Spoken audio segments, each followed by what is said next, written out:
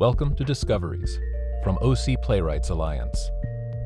For over 20 years, OCPA's mission has been to support and promote the development of new plays for the stage by Orange County writers. In Discoveries, we produce readings of new works using local acting and directing talent, so writers can experience their work aloud and see how it plays for an audience. To learn more about OC Playwrights Alliance, visit ocplaywrights.org. In this edition of Discoveries, we present The Impersonator, a one-act play by Arthur Kraft, directed by Philip Brickey, featuring Philip Brickey, Keith Bush, Evie Goode, Rose London, and Mark Rosier.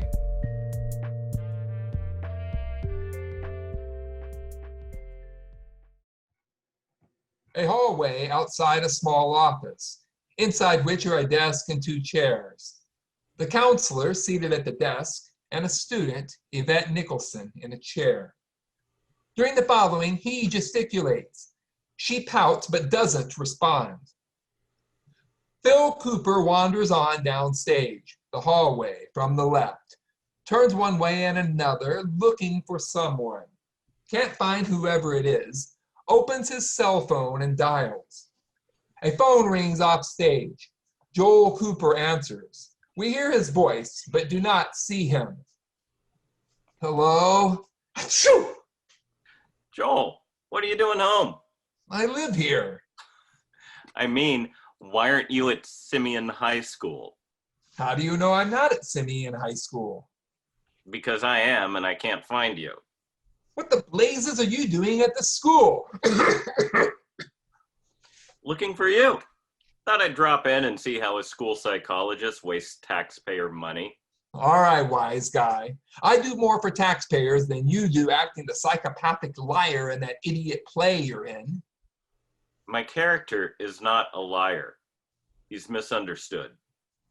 What are you doing at home anyway? I'm sick. I've got a doozy of a cold. Achoo! It's probably in your mind. Very funny. Tell you what, I'll pinch hit for you today. What are you talking about? Well, you're sick, and I'm here already, and why shouldn't I do my little brother a favor? Little brother, you're 20 minutes older than me. Don't even think about impersonating me. That's what acting is all about, impersonating. I'm a pro. Not when it comes to psychology. Oh, that. There's nothing to it. Done a lot of improvisation, you know.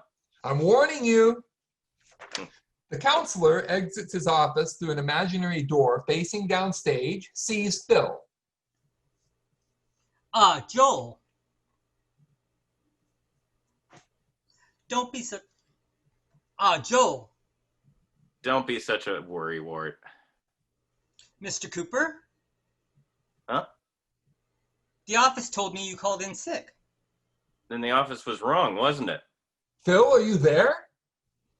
Good. I need your help. Gotta run. Somebody needs mental health assistance. Oh, no! Why do you need my help? Because that's what you do. When the guidance counselor has a problem with the student he can't solve, he turns to the school psychologist. Oh, so that's how that works. Okay, what's the problem? I'll show you. The counselor opens the imaginary door to his office. Yvette is still in a chair, looking sullen. The counselor enters with Phil, closes the door, takes the seat behind the desk. Phil sits by Yvette.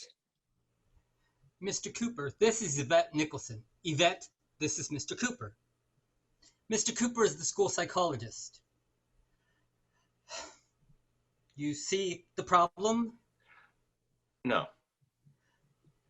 Yvette is having this difference of opinion with their social studies teacher, Stella Carson, and she refuses to discuss it. I can't get her to say anything. Yvette, can you at least say hello to Mr. Cooper? He's here to help you. Do you think you can get her to speak up? Won't she talk it over with her teacher? She wouldn't say a word to her teacher either. That's why she sent her to me. Why don't you go cover the class like a good chap and send the teacher down here? Certainly, anything you say. The counselor goes out the imaginary door, closing it carefully, exits down right.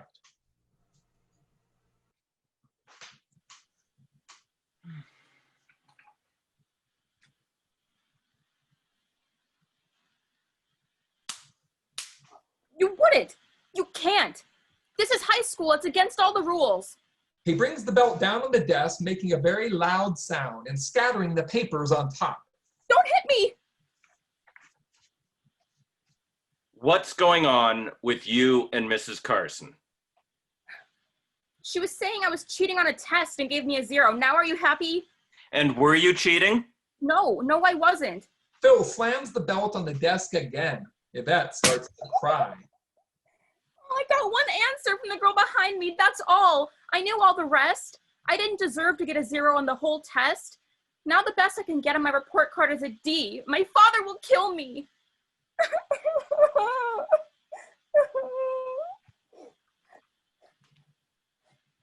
Sit down, Yvette.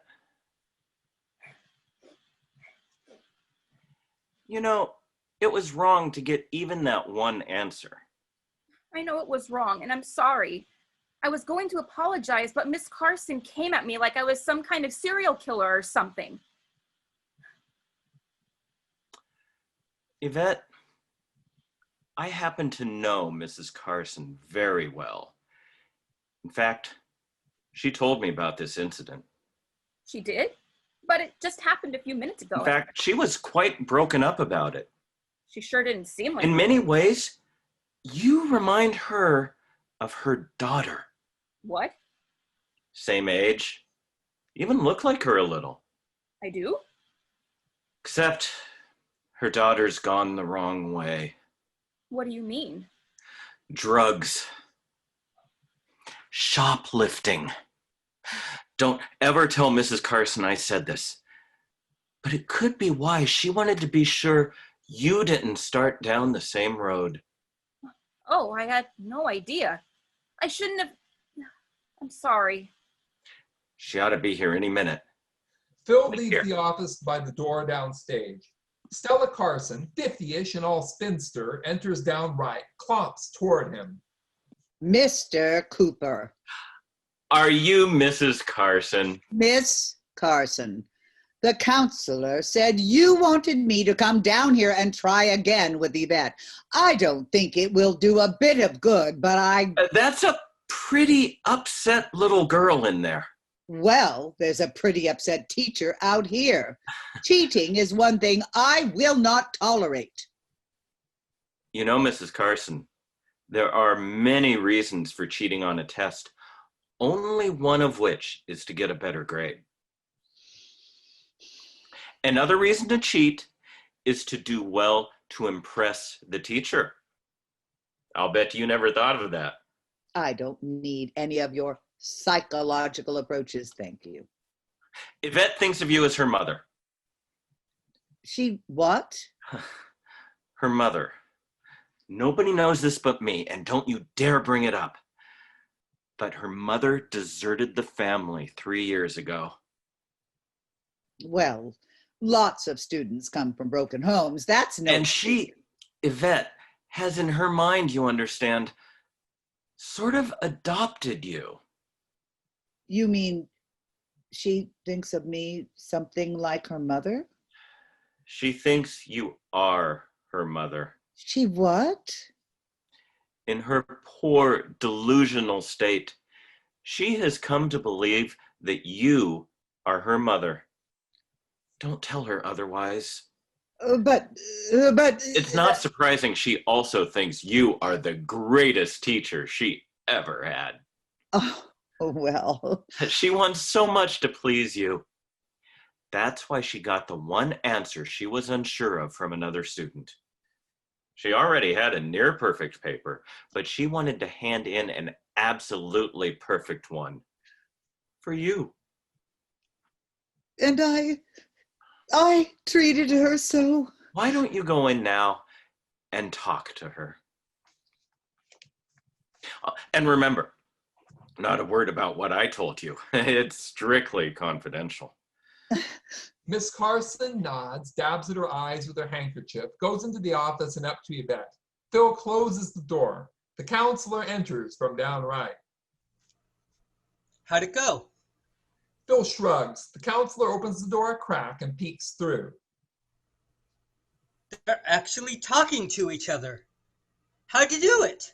The counselor looks through the door again. Phil opens his cell phone, dials. The phone rings off stage. Hello? Hi, Joel. I just wanted you to know everything's all right. Phil, are you really at the high school? Tell me you were joking. Shoo! I'm telling you everything's all right because I know what a worrier you are. Isn't that being a considerate big brother? You mean you really are at the school? And you pretended? I told you there's nothing to it. Anyone can talk psychologies. Mr. Cooper? You have a nice counselor here. He and I are already on a last name basis.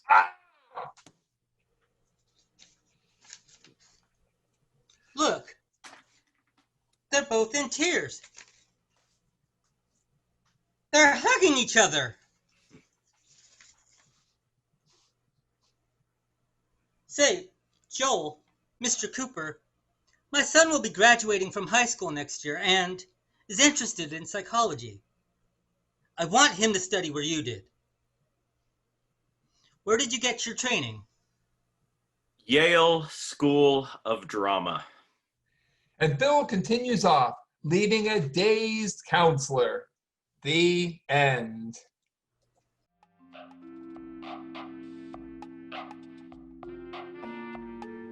Thank you for visiting the Orange County Playwrights Alliance's YouTube channel. Here you can find one-act and full-length plays by dramatists who have been produced around the country, so be sure to like and subscribe to get a first look at more new plays.